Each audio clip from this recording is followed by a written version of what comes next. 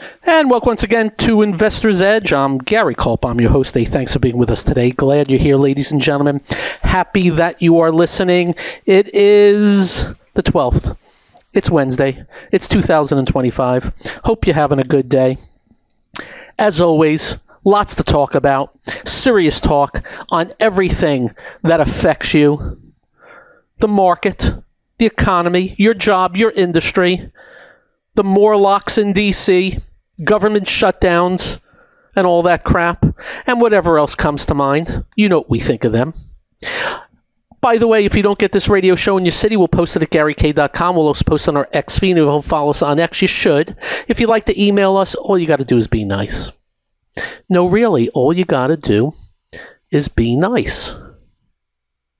And, of course, we'll also post it on the YouTube channel, BizTV, and other podcast apps. Okay.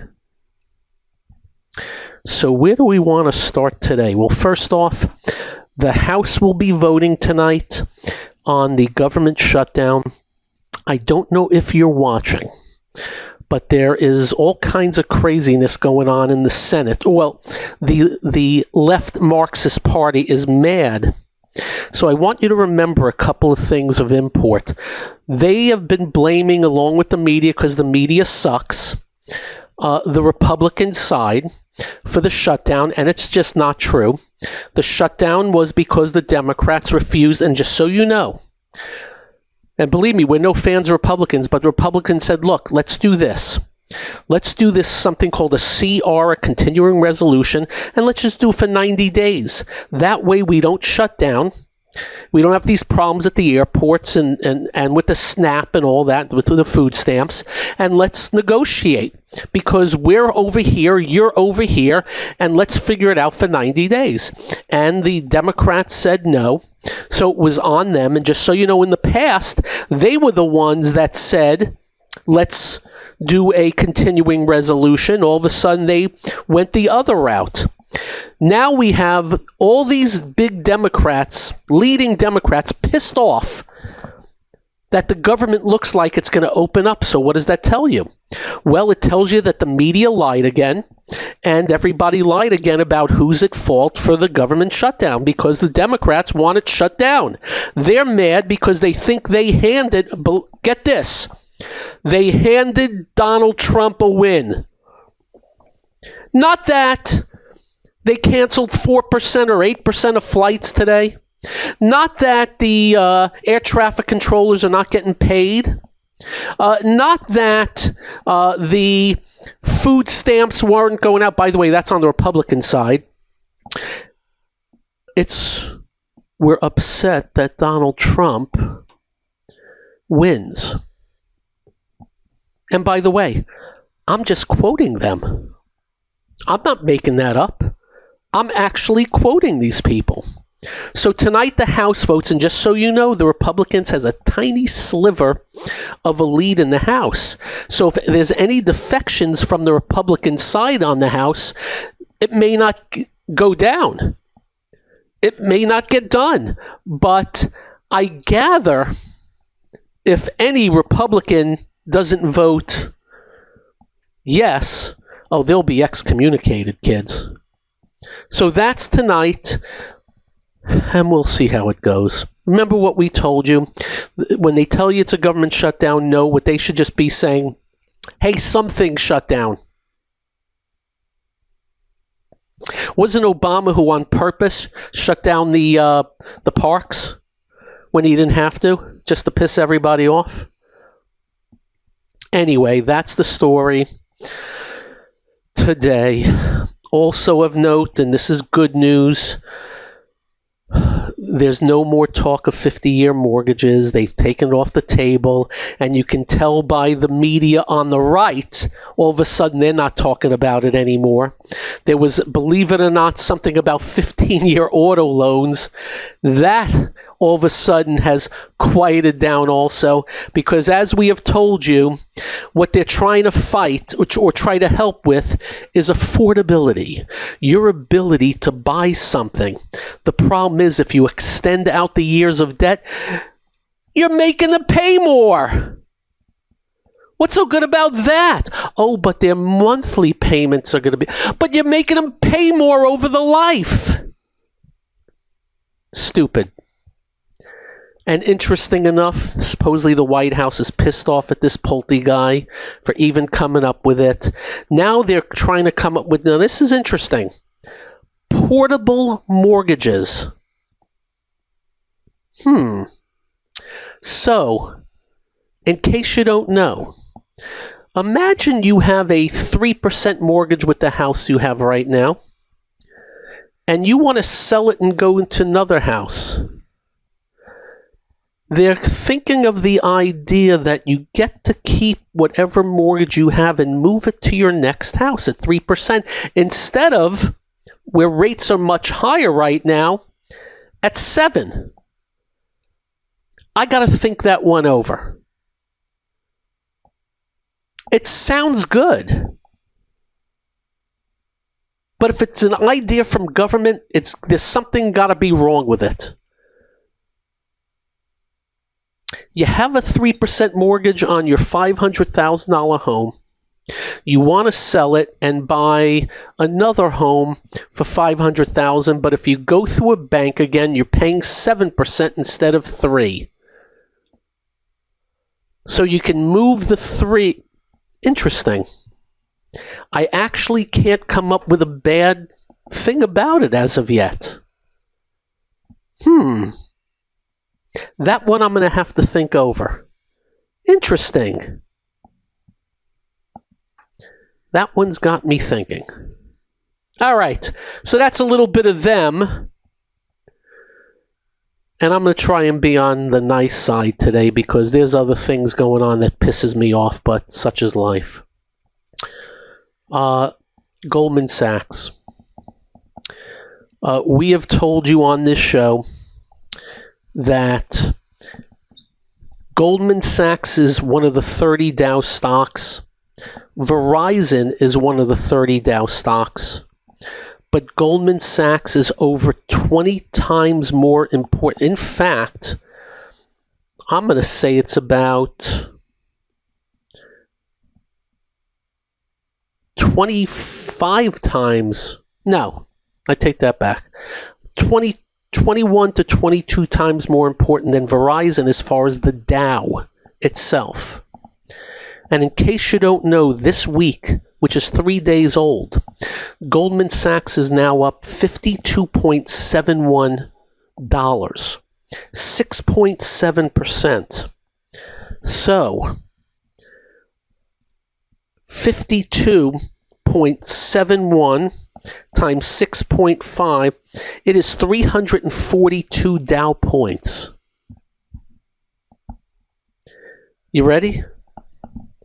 If Verizon went up 6.8%,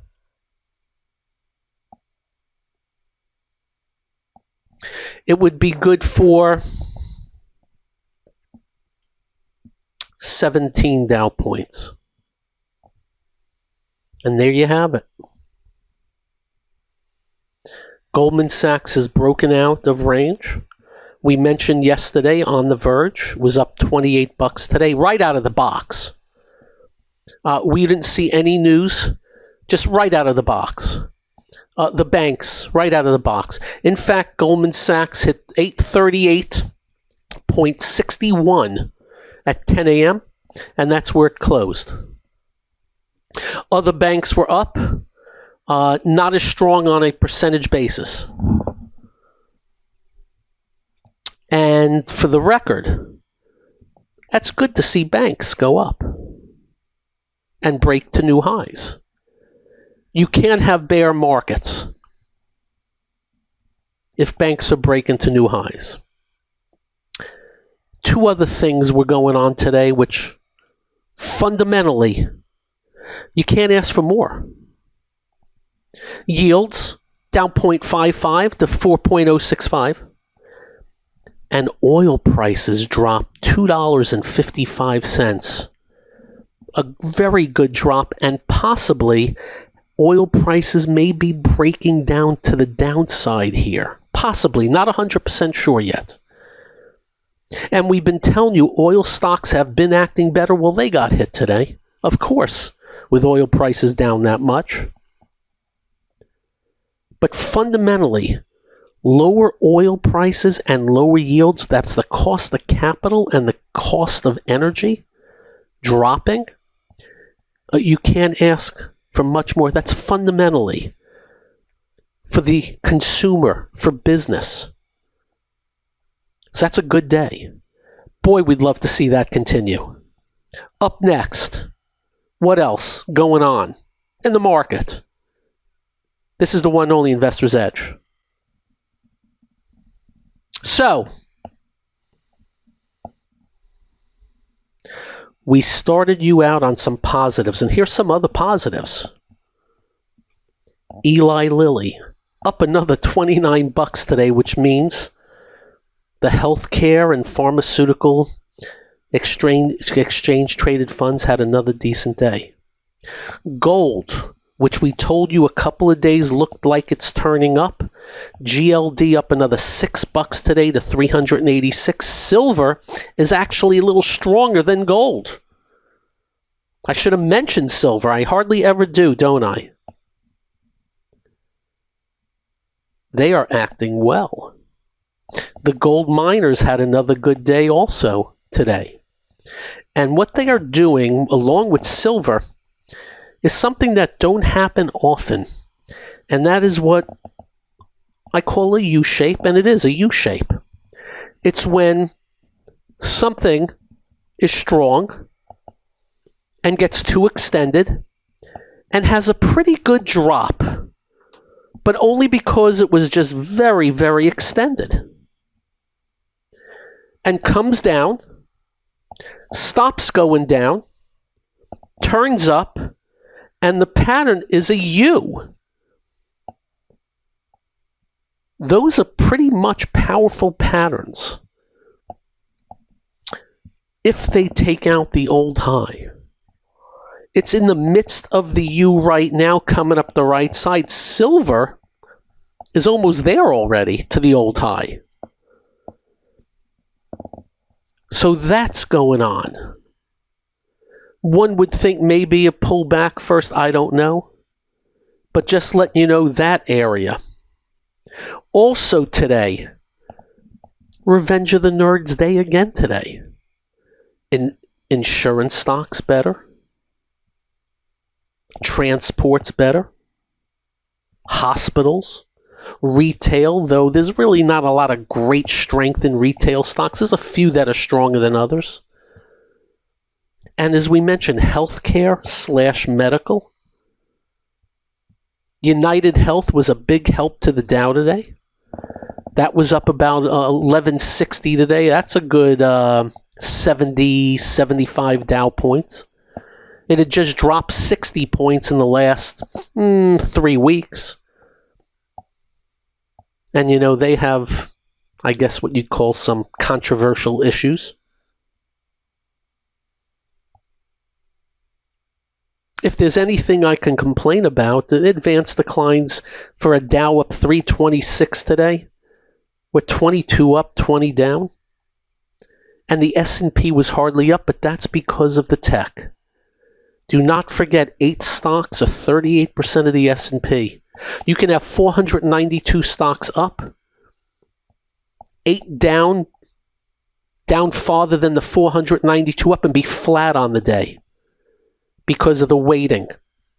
And we're still amazed that the S&P hasn't tried to play with that, and the same goes for the NASDAQ 100, which those 8 stocks are now 70% of the NASDAQ 100. Which is stunning. Which means we watch those 8 stocks very carefully, right? And in case you don't know, Apple, Amazon, Broadcom, Google, Nvidia, Tesla, Microsoft, Meta. 1, 2, 3, 4, 5, 6. Those are 8. Meta under serious pressure. Microsoft was again under pressure today, but reversed $10 by the close and finished up. Crypto, not good.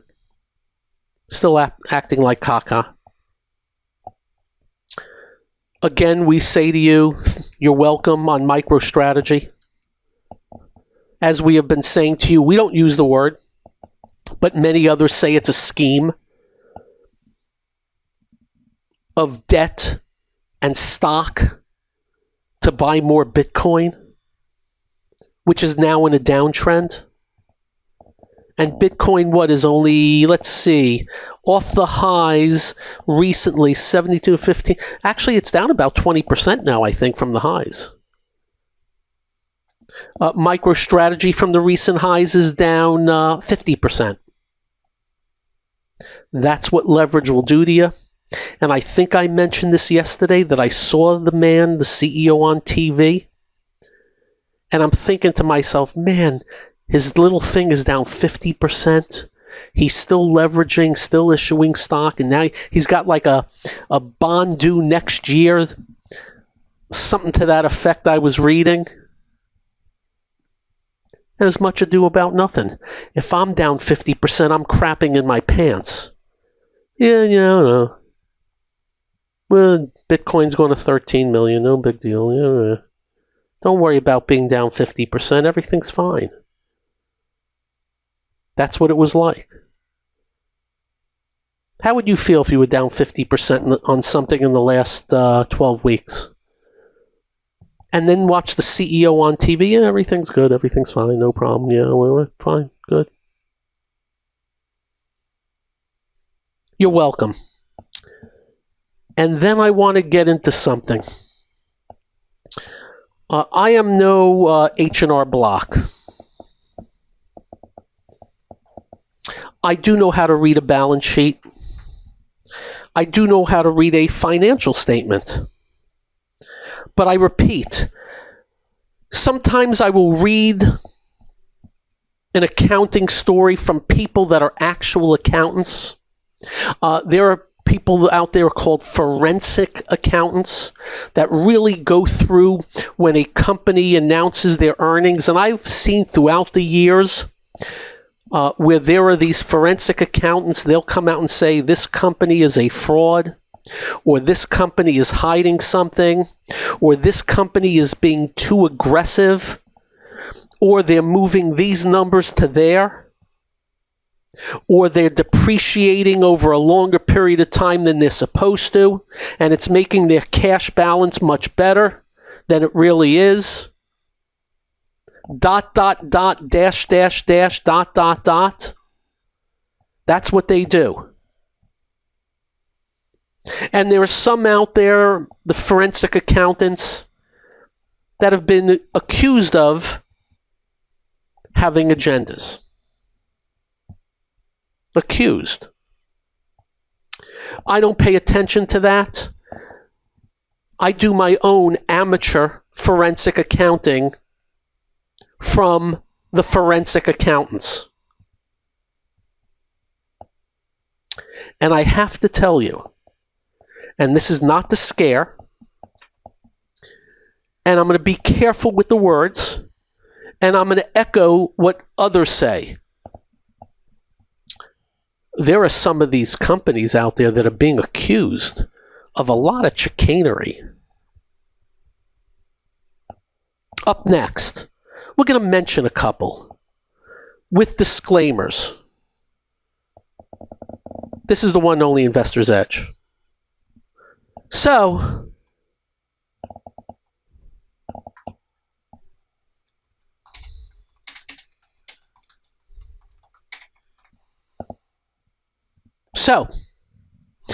do not take my word for it. I'm not claiming anything. I'm reporting what others are saying. And I bring this up because the stock is being trashed. Even though the revenues are up 207% year over year. CoreWeave, an IPO at $40 that hit 187, that is down to $85 and is diving, tanking. Tanked yesterday on earnings and more today. there are people out there that are claiming, and they're showing it, not just claiming, about accounting engineering on CoreWeave. Accounting engineering on their cash, on the debt, and to be very, very careful of it on the raising of more and more debt to cover the arses. One of the reasons why they are saying Oracle, which announced gargantuan numbers going forward. In fact, when Oracle announced gargantuan numbers going forward, I know some respectable people that look at numbers like that. They came out and said, buy the living crap out of Oracle. It's going to be $1,000 stock. It's gone from $345 to $227 because we are finding out now, laden with massive amounts of debt. And it looks like to cover whatever is going to go on going forward with all these announcements.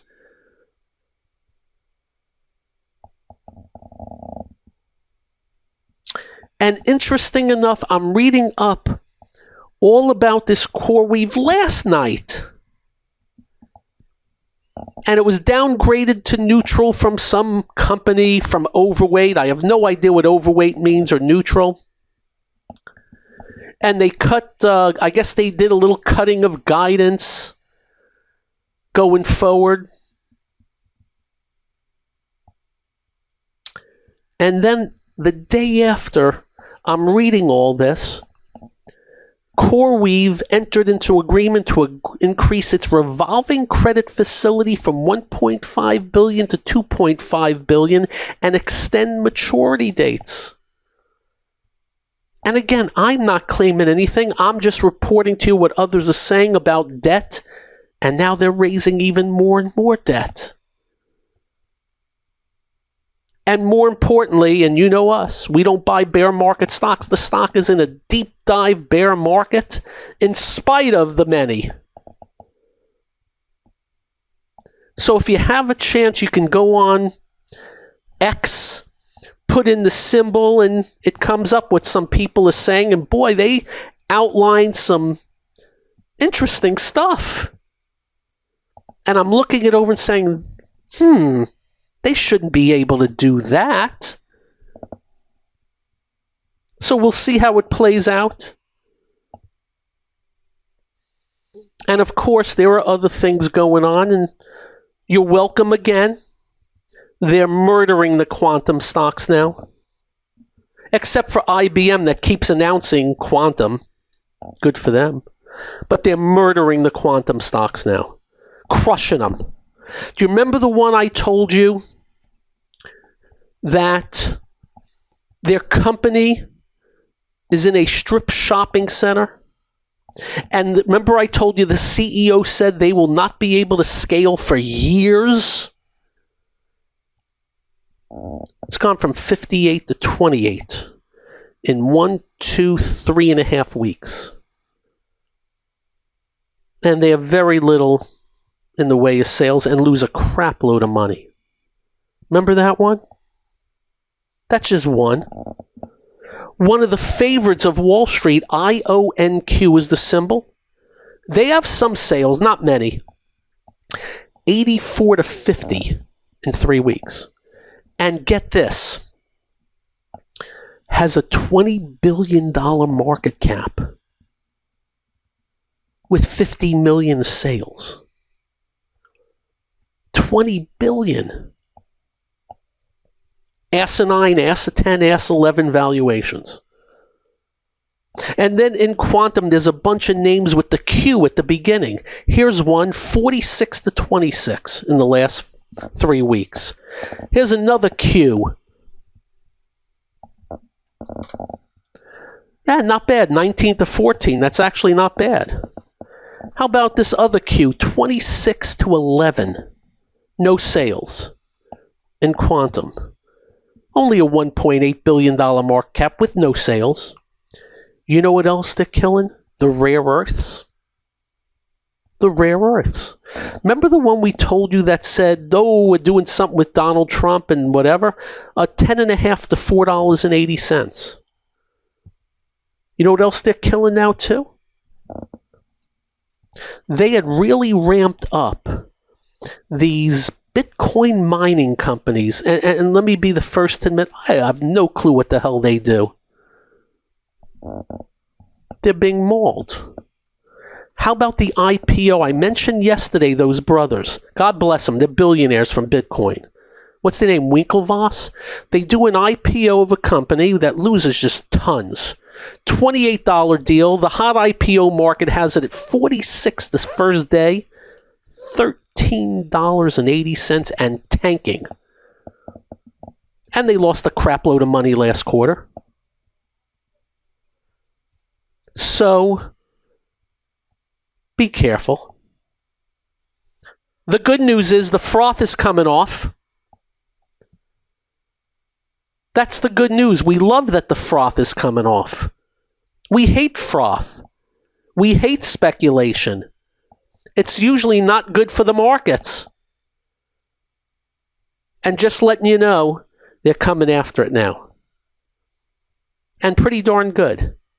And anything along those lines that break the 50-day moving average, you got to run for the hills, kids. You got to run for the hills. Or else. But positives. Banks break out today, the new highs. Healthcare coming on. A lot of the nerds doing better. Yeah, I can come up with a few things else that are not thrilling. But hey, let's accentuate some good today. By the way, other financials were pretty much all green today. And they've been weak.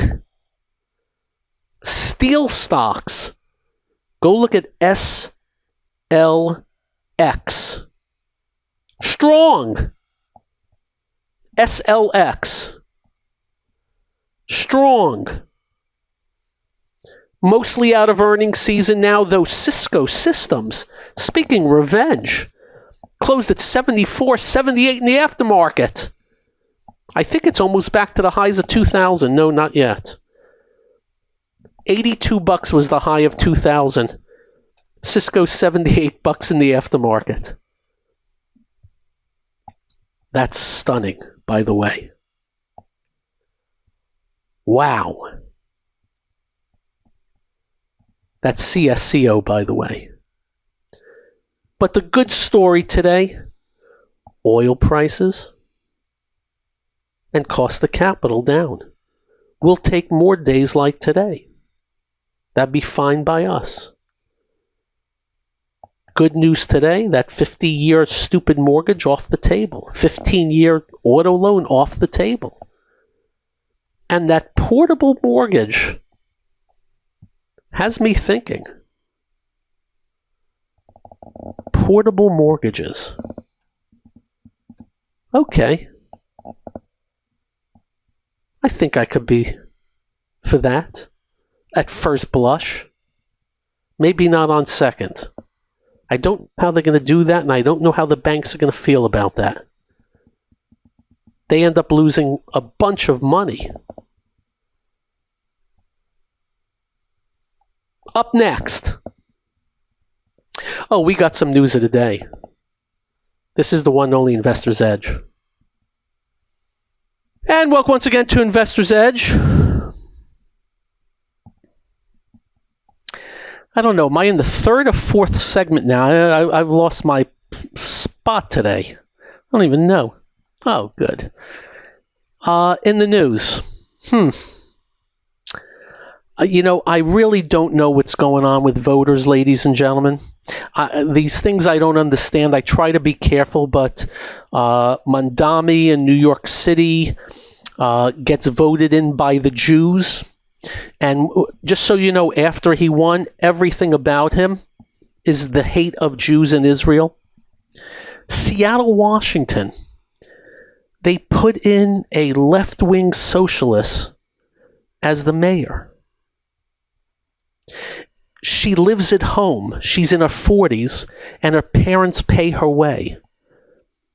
And they voted her in. Hey, Seattle, are you smoking something? What I am being told is the younger vote are leaning towards socialism because, this is what I'm told, the offer of free things.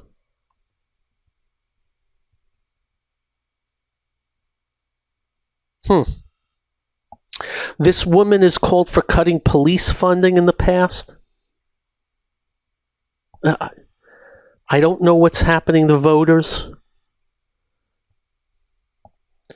I'm just such a freaking big believer in number one job of a leader of a community, a city, the country is to protect the citizens. And the funding of police is the stupidest idea I've ever heard. But hey, Seattle, maybe it's just me. In the news, in case you don't know, Gavin Newsom, the destroyer of California. By the way, when I say destroyer, you can't destroy California. It's one of the most beautiful states in the country. It's fabulous. People are great. Should be easy. But so should Chicago and Portland and all these cities that are being croaked on. He's at a climate conference. By the way, he is the front runner for 2028. As of this second, I'm guaranteeing it. People like him just hate you. Just remember what we have taught you and told you about these climate people. It has nothing to do with the climate. It has everything to do. They have to come up with something to scare the crap out of you, create a crisis, and extract your dollars. That's all it is. In 1982, Al Gore was on Dan Rather and said, Florida is going to be underwater. That's 82. 18 years ago, he said we had 10 years to doom. He said 10 years, even though the Earth is 4.5 billion years old. You had Biden handing out billions to a bunch of cretins in the last few weeks of his presidency. They all created NGOs in Delaware for climate, even though they have no background in it. It's all a scam. If you ask one of them, well, okay, you want to work on what do you want to do? How are you going to stop the fires and the hurricanes and tornadoes? What are you going to do? They're full of it. Looks like Gavin Newsom is going to be the chief full of it going forward. Be ready. But that's not my big worry. You know what the worry is? Regardless of what the president's telling you, his poll numbers are horrible. His approval numbers are horrible. His rating on the economy is horrible. It is. He knows it. He says it isn't, but it is. Prices in the supermarkets are up, and he's telling everybody prices are down.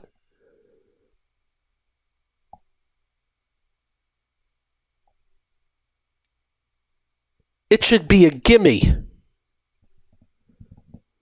for the Republicans to beat the Marxist Party next November, but I'm telling you, if these numbers stay, I'm not so sure. We will stay on top of it. As I have said to you, I really should get down to Mar-a-Lago or the White House. I can help them. That 50-year mortgage, all they had to do is give me 10 seconds, I would have scared them straight. No, but that went out. They keep talking the market is up. Well, it is. And you know what? You know what my father, let him rest in peace, always said? When it comes to markets, whoever is the president gets the credit. So the president gets the credit on that. But it's not equating to the voters' box. Democrats just kicked the Republicans, you know what. It's not equating to the numbers, and I'm not a big believer in polls, but man, these numbers are extreme. They better get their act together, kids. They better get their act together. Politics is about marketing, not just money.